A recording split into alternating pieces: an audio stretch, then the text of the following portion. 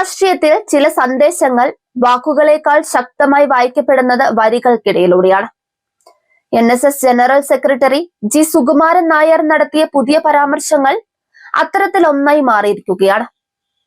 ഇതൊരു സാമൂഹിക സംഘടനയുടെ സാധാരണ പ്രതികരണമല്ല. പ്രതിപക്ഷ നേതാവ് VD സതീശന്റെ രാഷ്ട്രീയ ഭാവിയെ നേരിട്ട് ലക്ഷ്യമിടുന്ന ഒരു പരസ്യ മുന്നറിയിപ്പാണ്. UDF അധികാരം ലഭിച്ചാൽ മുഖ്യമന്ത്രി പദത്തിലേക്ക് സതീശൻ എത്തുന്നത് അനുവദിക്കില്ലെന്ന സൂചന കോൺഗ്രസിനകത്തും പുറത്തും വലിയ രാഷ്ട്രീയ തരംഗങ്ങൾ സൃഷ്ടിച്ചിരിക്കുകയാണ്.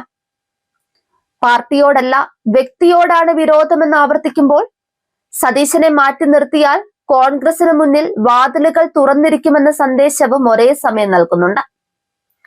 ഇത് സതീശന്റെ നേതൃസ്വീകാര്യതയെ ചോദ്യം ചെയ്യുന്നതിലുപരി അദ്ദേഹത്തെ മറികടന്ന് കോൺഗ്രസിൽ പുതിയ സമവാക്യങ്ങൾ സൃഷ്ടിക്കാൻ ശ്രമിക്കുന്ന നീക്കമായും കാണാം.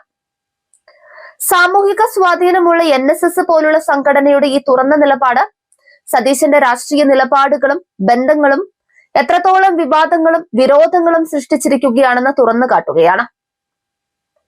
പ്രതിപക്ഷ നേതാവ് VD സതീശനുമായി NSSനുള്ളത് രാഷ്ട്രീയ തർക്കമല്ല, മറിച്ച് വ്യക്തിപരമായ വിരോധം മാത്രമാണെന്ന് ജി സുകുമാരൻ നായർ പറയുമ്പോൾ വരികൾക്കിടയിൽ തെളിയുന്നത് കേരള രാഷ്ട്രീയത്തിലെ വരാനിരിക്കുന്ന അധികാര സമവാക്യങ്ങളാണ്.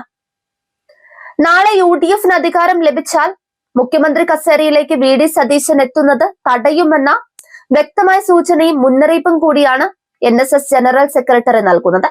അതേസമയം സതീശനെ മാറ്റി നിർത്തിയാൽ NSSന്റെ വാതിലുകൾ കോൺഗ്രസിന് മുന്നിൽ തുറന്നു കിടക്കുകയാണെന്ന സന്ദേശം UDF ക്യാമ്പിന് നൽകുന്ന ആശ്വാസവും ചെറുതല്ല. സതീശനെതിരെയുള്ള നീക്കം വ്യക്തിപരമാണെന്നും അത് പാർട്ടിയോടില്ലെന്നും ആവർത്തിക്കുമ്പോൾ സതീശനെ മുഖ്യമന്ത്രിയാക്കാൻ അനുവദിക്കില്ലെന്ന കാർക്കശ്യം തന്നെയാണ് വെളിവാക്കുന്നത്. VD സതീശനുമായി ഒത്തുതീർപ്പിലില്ലെന്ന് സുകുമാരൻ നായർ ആവർത്തിക്കുന്നത് കോൺഗ്രസിലെ ഗ്രൂപ്പ് സമവാക്യങ്ങളിലും പ്രതിഫലിക്കും. സതീശനോടുള്ള എതിർപ്പ് കോൺഗ്രസ് പാർട്ടിയോടുള്ള മൊത്തത്തിലുള്ള വിരോധമായി കാണേണ്ടതില്ലെന്ന പരാമർശം കോൺഗ്രസ് നേതൃത്വത്തിന് നൽകുന്നത് വലിയ ആശ്വാസമാണ്.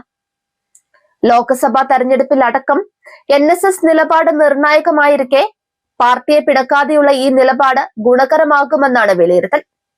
SNDPയുടേത് രാഷ്ട്രീയ ലക്ഷ്യങ്ങളോടെയുള്ള സമീപനമാണെന്ന് ബോധ്യപ്പെട്ടതിനാലാണ് ഈ തീരുമാനം.